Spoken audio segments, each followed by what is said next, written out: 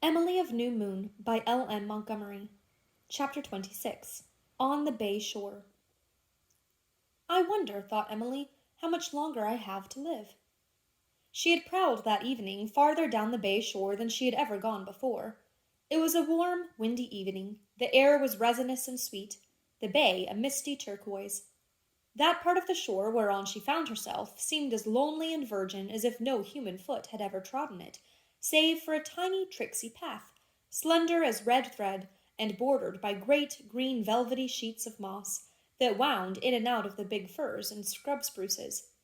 The banks grew steeper and rockier as she went on, and finally the little path vanished altogether in a plot of bracken. Emily was just turning to go back when she caught sight of a magnificent spray of farewell summer growing far out on the edge of the bank. She must get it. She had never seen farewell summers of so dark and rich a purple. She stepped out to reach them. The treacherous, mossy soil gave way under her feet and slid down the steep slope.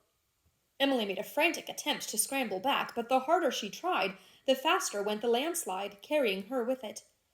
In a moment it would pass the slope and go over the brink of the rocks, straight to the boulder-strewn shore 30 feet below. Emily had one dreadful moment of terror and despair, and then she found that the clump of mossy earth which had broken away had held on a narrow ledge of rock, half hanging over it, and she was lying on the clump.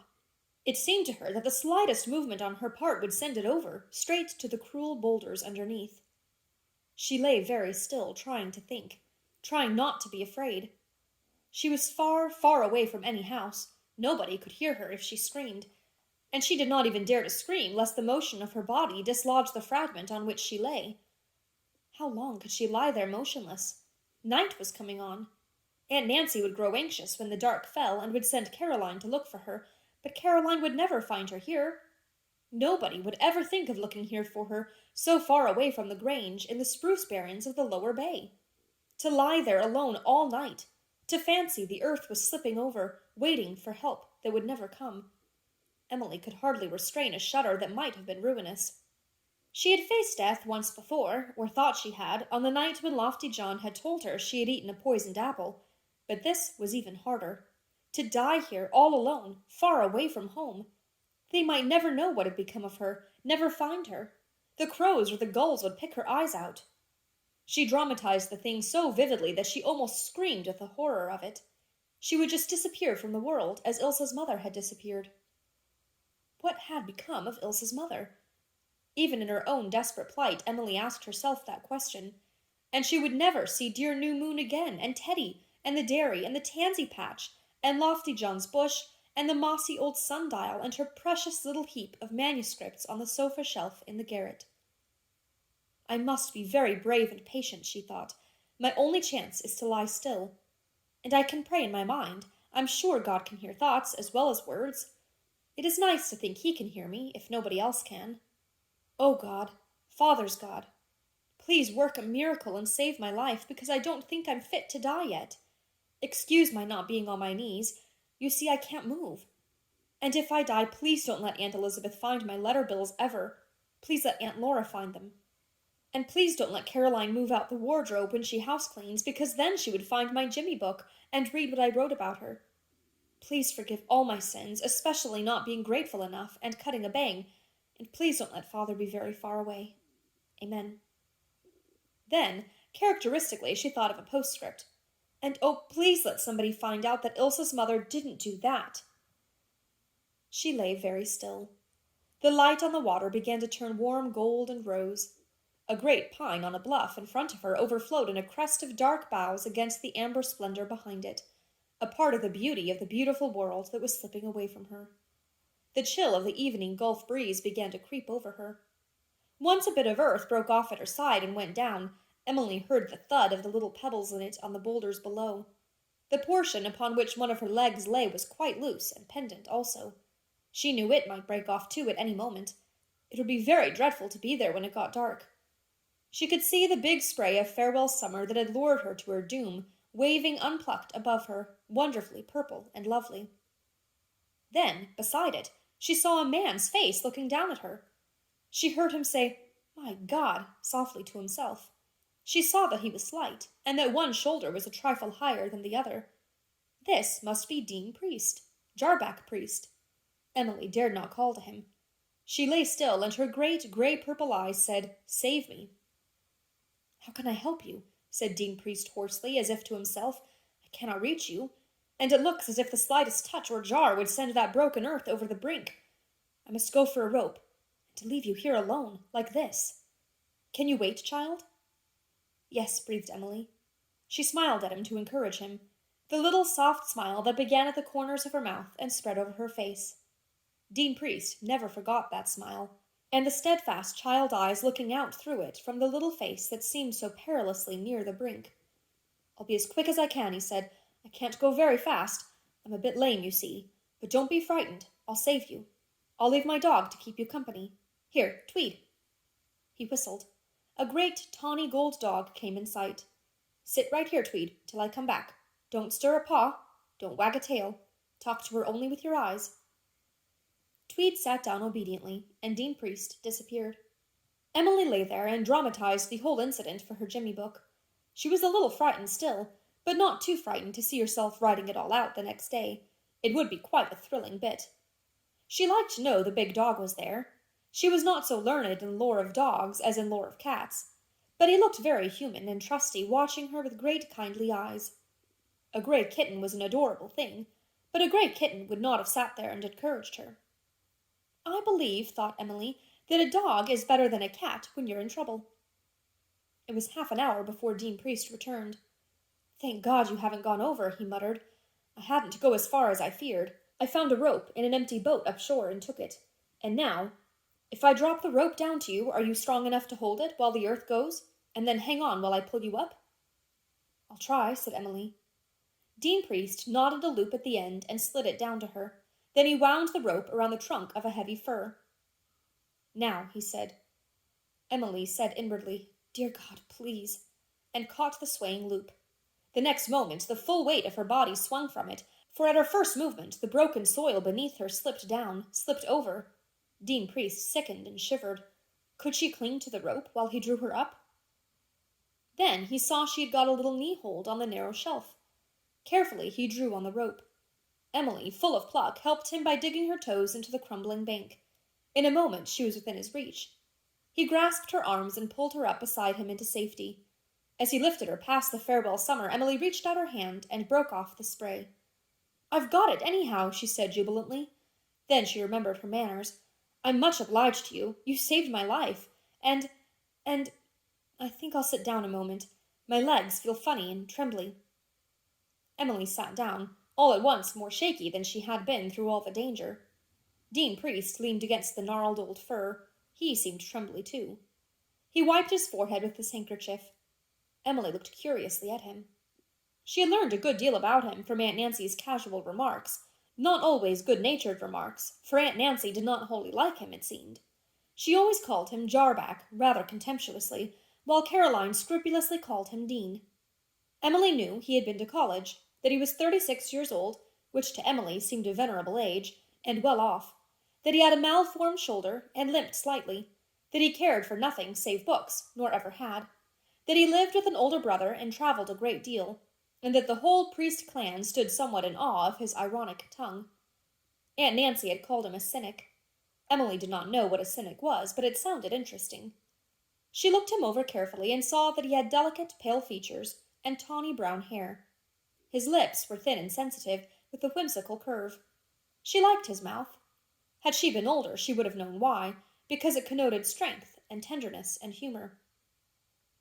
In spite of his twisted shoulder, there was about him a certain aloof dignity of presence which was characteristic of many of the priests, and which was often mistaken for pride. The green priest eyes that were peering and uncanny in Caroline's face, and impudent in Jim Priest's, were remarkably dreamy and attractive in his. "Well, do you think me handsome?" he said, sitting down on another stone and smiling at her. His voice was beautiful, musical and caressing. Emily blushed. She knew staring was not etiquette, and she did not think him at all handsome, so she was very thankful that he did not press his question, but asked another. "Do you know who your nightly rescuer is?" "I think you must be Mr. Dean Priest." Emily flushed again with vexation. She had come so near to making another terrible hole in her manners. Yes, Jarback Priest. You needn't mind the nickname. I've heard it often enough. It's a priest idea of humor. He laughed rather unpleasantly. The reason for it is obvious enough, isn't it? I never got anything else at school. How came you to slide over that cliff? I wanted this, said Emily, waving her farewell summer. And you have it. Do you always get what you go after, even with death slipping a thin wedge between? I think you're born lucky. I see the signs. If that big aster lured you into danger, it saved you as well, for it was through stepping over to investigate it that I saw you. Its size and color caught my eye. Otherwise I should have gone on, and you, what would have become of you? Whom do you belong to that you were let risk your life on these dangerous banks? What is your name? If you have a name. I begin to doubt you. I see you have pointed ears. Have I been tricked into meddling with fairies? And will I discover presently that 20 years have passed, and that I am an old man long since lost to the living world, with nothing but the skeleton of my dog for company? I am Emily Bird Starr of New Moon, said Emily, rather coldly. She was beginning to be sensitive about her ears. Father Cassidy had remarked on them, and now Jarback Priest. Was there really something uncanny about them? And yet there was a flavor about the said Jarback that she liked decidedly. Emily never was long in doubt about anyone she met. In a few minutes she always knew whether she liked, disliked, or was indifferent to them. She had a queer feeling that she had known Jarback Priest for years, perhaps because it seemed so long when she was lying on that crumbling earth waiting for him to return. He was not handsome, but she liked that lean, clever face of his with its magnetic green eyes. So you're the young lady visitor at the Grange, said Dean Priest in some astonishment. Then my dear Aunt Nancy should look after you better. My very dear Aunt Nancy. You don't like Aunt Nancy, I see, said Emily coolly. What is the use of liking a lady who won't like me? You've probably discovered by this time that my lady aunt detests me. Oh, I don't think it's as bad as that, said Emily. She must have some good opinions about you. She says you're the only priest who will ever go to heaven. She doesn't mean that as a compliment, whatever you in your innocence believe it to be. And you were Douglas Starr's daughter? I knew your father. We were boys together at Queen's Academy. We drifted apart after we left it. He went into journalism, I to McGill. But he was the only friend I had at school. The only boy who would bother himself about Jarback Priest, who was lame and hunchbacked and couldn't play football or hockey. Emily Bird Starr. Starr should be your first name. You look like a star. You have a radiant sort of personality shining through you. Your proper habitat should be the evening sky just after sunset, or the morning sky just before sunrise. Yes, you'd be more at home in the morning sky. I think I shall call you Star. Do you mean that you think me pretty? Asked Emily directly. Why, it hadn't occurred to me to wonder whether you were pretty or not. Do you think a star should be pretty? Emily reflected. No, she said finally, the word doesn't suit a star. I perceive you are an artist in words. Of course it doesn't. Stars are prismatic, palpitating, elusive. It is not often we find one made of flesh and blood. I think I'll wait for you. Oh, I'm ready to go now, said Emily, standing up. That wasn't what I meant. Never mind. Come along, Star, if you don't mind walking a bit slowly. I'll take you back from the wilderness, at least. I don't know that I'll venture to Wither Grange tonight. I don't want Aunt Nancy to take the edge off you. And so you don't think me handsome? I didn't say so, cried Emily. Not in words, but I can read your thoughts, Star. It won't ever do to think anything you don't want me to know. The gods gave me that gift, and they kept back everything else I wanted. You don't think me handsome, but you think me nice. Do you think you are pretty yourself? A little, since Aunt Nancy lets me wear my bang, said Emily frankly. Jarback Priest made a grimace. Don't call it by such a name. It's a worse name even than bustle. Bangs and bustles, they hurt me. I like that black wave breaking on your white brows, but don't call it a bang, ever again. It is a very ugly word. I never use it in my poetry, of course. Whereby Dean Priest discovered that Emily wrote poetry. He also discovered pretty nearly everything else about her in that charming walk back to Priest Pond in the fir-scented dusk, with Tweed walking between them, his nose touching his master's hand softly every now and then, while the robins in the trees above them whistled blithely in the afterlight. With 9 out of 10 people, Emily was secretive and reserved, but Dean Priest was sealed of her tribe, and she divined it instantly. He had a right to the inner sanctuary, and she yielded it unquestionably. She talked to him freely. Besides, she felt alive again. She felt the wonderful thrill of living again after that dreadful space when she had seemed to hang between life and death. She felt, as she wrote to her father afterwards, as if a little bird was singing in my heart. And oh, how good the green sod felt under her feet! She told him all about herself and her doings and beings. Only one thing she did not tell him, her worry over Ilsa's mother. That she could not speak of to anyone. Aunt Nancy need not have been frightened that she would carry tales to New Moon. I wrote a whole poem yesterday when it rained and I couldn't get out, she said. It began, I sit by the western window that looks on Malvern Bay. Am I not to hear the whole of it? Asked Dean, who knew perfectly well that Emily was hoping that he would ask it. Emily delightedly repeated the whole poem. When she came to the 2 lines she liked best in it, perhaps in those wooded islands that gem the proud bay's breast. She looked up sideways at him to see if he admired them, but he was walking with eyes cast down and an absent expression on his face. She felt a little disappointed. He said when she had finished. You're 12, didn't you say? When you're 10 years older, I shouldn't wonder, but let's not think of it. Father Cassidy told me to keep on, cried Emily. There was no need of it. You would keep on anyhow. You have the itch for writing born in you. It's quite incurable. What are you going to do with it? I think I shall be either a great poetess or a distinguished novelist, said Emily reflectively. Having only to choose, remarked Dean dryly. Better be a novelist. I hear it pays better. What worries me about writing novels, confided Emily, is the love talk in them. I'm sure I'll never be able to write it. I've tried, she concluded candidly, and I can't think of anything to say. Don't worry about that. I'll teach you some day, said Dean. Will you? Will you really? Emily was very eager. I'll be so obliged if you will. I think I could manage everything else very nicely. It's a bargain, then. Don't forget it. And don't go looking for another teacher, mind.